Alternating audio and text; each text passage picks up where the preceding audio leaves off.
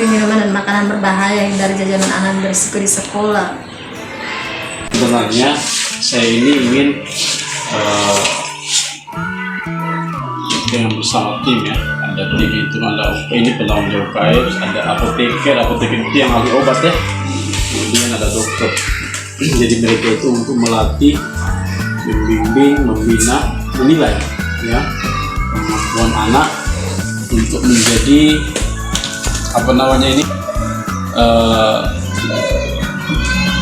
calon dokter kecil ya, atau sebentar nanti juga calon apoteker kecil ya. Jadi mereka itu sebagai pengembang pelopor nanti untuk bagaimana memberikan suatu amanah kesehatan kepada teman-temannya, supaya mereka mengenal yang namanya inovasi yang namanya kantor bugar, dan inovasi namanya Cermin Maya Hijabers. Ini mungkin agak aneh-aneh namanya, tapi maknanya sudah di bawah itu ya, kepanjangannya sudah jelas ya. Jadi kalau kantor bugar itu kita lebih memaknai di sasaran kantor, karena sebagaimana mungkin ini sudah menjadi perbuk ya, dan peraturan gubernur. Kalau peraturan bupati itu 9 tahun 2015 tentang kawasan tanpa merokok di instansi milik pemerintah.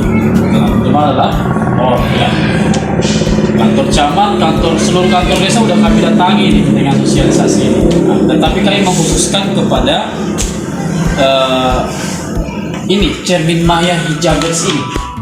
Cermati makanan dan minuman berbahaya dan hindari jajanan anak yang berisiko di sekolah.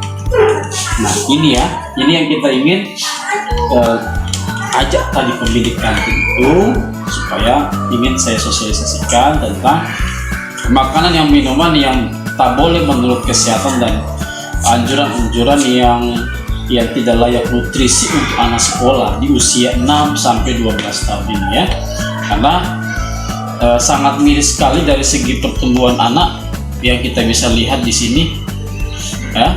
Mungkin kalau kita bisa tarik di masa kita dulu, mungkin kita SD ini masih besar-besar iya kan, tapi sekarang aduh pendek-pendek begini ya kan. Nah, jadi ini yang menjadi harapan kita, jangan ada makanan dan minuman yang sering mereka konsumsi dan itu tidak bernilai gizi baik, itu mungkin bisa dibilang itu gizi yang salah dan tidak layak untuk mereka. Jadi ini yang kita lakukan. Tahun lalu kami sudah lakukan dengan staf saya ya, pengelola kesehatan lingkungan itu sudah memantau. Ternyata saya lihat lagi kok tidak bergerak, atau mungkin outputnya minim sekali gitu lah, hasil yang kita harapkan tidak seperti itu. Nah saya bilang saya akan turun sendiri untuk ketemu langsung dengan pemilik kantin, sekolah, pihak guru-guru ya, kemudian juga kantin sehat juga yang dipercayakan oleh sekolah itu untuk menggunakan bahan makanan yang layak untuk anak didiknya di sini ya. Contoh mungkin yang kasar yang, atau mungkin barangkali harapan yang kita tidak inginkan ya, kita sebagai guru mungkin ya, mohon maaf sebelumnya, orang tua mengharapkan kita aja di sini pintar-pintar ya, pingin jadi pintar, pingin jadi juara dan seterusnya. Ternyata tidak didoping oleh atau tidak didukung oleh nutrisi yang baik untuk otaknya ya, hanya jajanan ringan yang tidak kaya akan nutrisi untuk anak itu yang harus kita bawahi.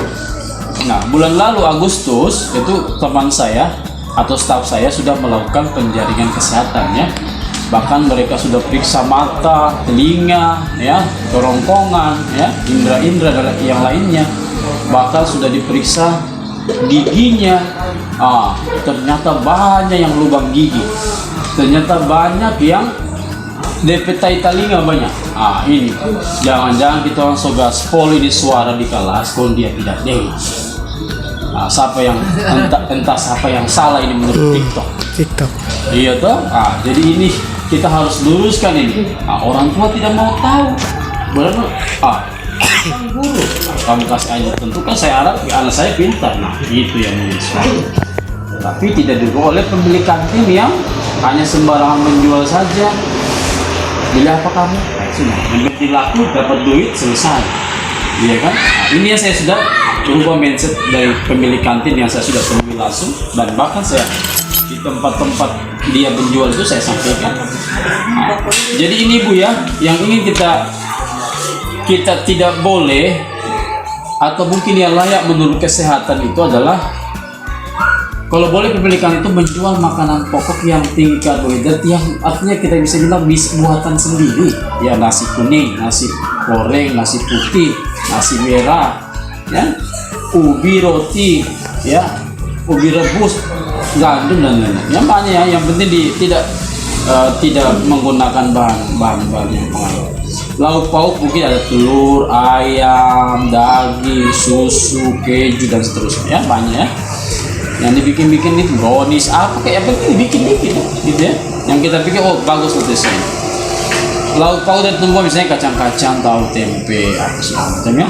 Sayur-sayuran, dapat buah-buahan, ada pepaya, hadirkan juga buah-buah ya. Gitu. Jangan tidak menyiapkan buah. Nah, tidak menyediakan makanan dan minuman yang berwarna. Nah, ini yang terjadi di Tirtanagaya dan Kertanagaya. Nah, karena anaknya cuma jajan 2.000, jadi dia ingin minuman yang murah juga ya, harganya 1.000 ya, tergantung dia mau pilih warna yang mana. Artinya kan sudah pakai pewarna, sudah bagus lah untuk anak. Cepat, baru yang cepat saja instan mengandung bahan kimia.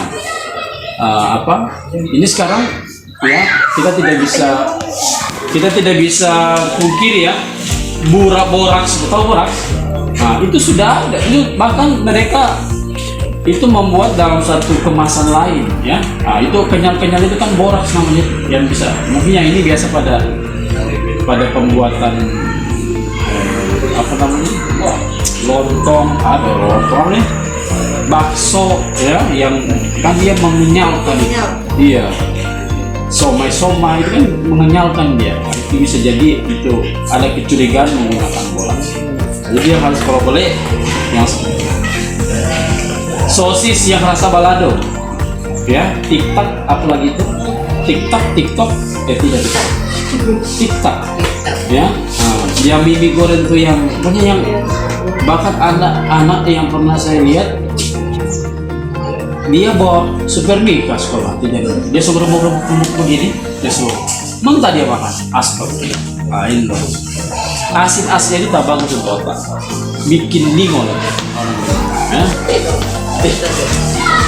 Ya, jadi kebanyakan asin itu sebenarnya bikin pikul sebenarnya ya. Kebanyakan yang gurih-gurih sebenarnya bikin sudah pikir. Nah, kalau boleh di kantin sekolah itu harus ada tempat cuci tangan ya. Cuci tangan itu harus ada, karena kenapa? Anak-anak sekolah ini kan lebih tidak perhatian mungkin pada saat bermain, kalau sudah lupa kebersihan tangan. Wah, langsung habis main biasa langsung nanti nasi kuning saya udah langsung aja ke situ. Jadi ini harapan saya, item dan syarat-syarat yang harus kita bisa bisa harapkan bahwa ini ada kantin sekolah di sini, tapi menunya seperti ini.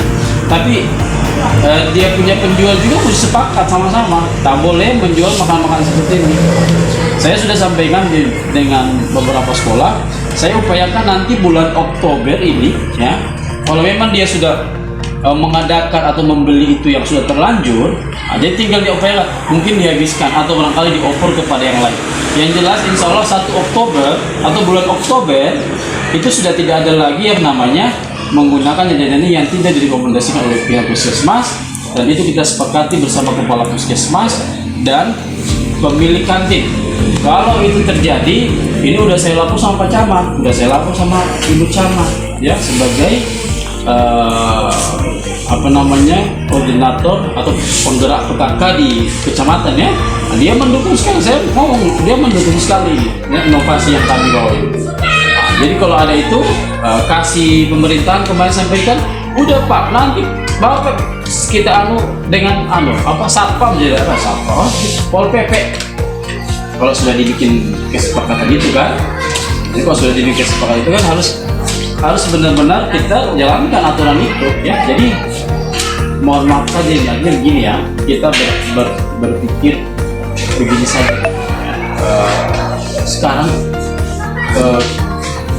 kita ini sudah terpapar dengan banyak makanan kimia cepat saji, dan itu sudah tidak bisa kita pungkiri hal-hal yang sudah terjadi di kehidupan kita sekarang.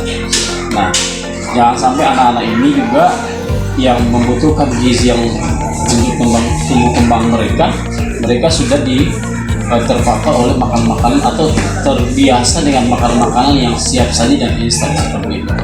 Itu harapan kami supaya kita cegah dulu. Jadi kalau boleh mereka dibuat dengan menu-menu yang kita pastikan gizi bagus untuk masa pertumbuhan mereka. Ya, di 6-12 tahun ini adalah masa nutrisi emas yang harus kita penuhi benar-benar untuk pertumbuhan mereka. Ya, kalau itu kita rusaki dengan banyak makanan-makanan yang kita tidak anggap baik atau layak untuk mereka, harus kita bantu untuk menghindari.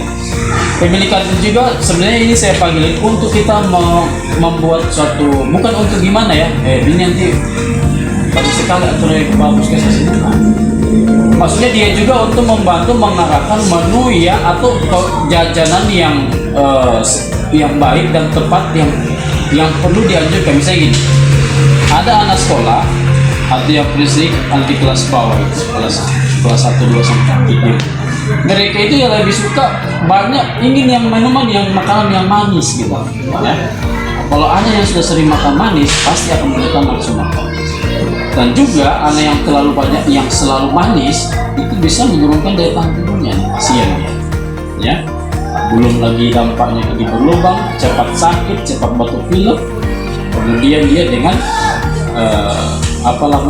menekan nafsu makan. Jadi pertumbuhannya cuma sampai segitu saja. Nah, jadi kalau tidak didukung oleh orang tua yang mengharapkan anaknya ke depan besar nanti ingin jadi tentara, ingin jadi polisi, ingin jadi pilot, tapi sudah diorientasikan tidak dibantu dengan menu sehat dari kecil itu. Nah, ini yang upaya kita. Dan kepada pemilik kantor juga barangkali disampaikan gini ya. Ada anak sekolah misalnya yang di tempatnya, jangan langsung tidak apa kamu nak, pagi-pagi dia sudah tawarkan juga esnya. Itu loh maksud saya. Maksudnya tahu, jangan dulu makan, es ini, makan dulu nasi. Mungkin dia sabunnya dulu dia punya es. Mungkin kalau ada yang mau pingin silakan, mungkin di jam-jam yang sudah terlalu pagi.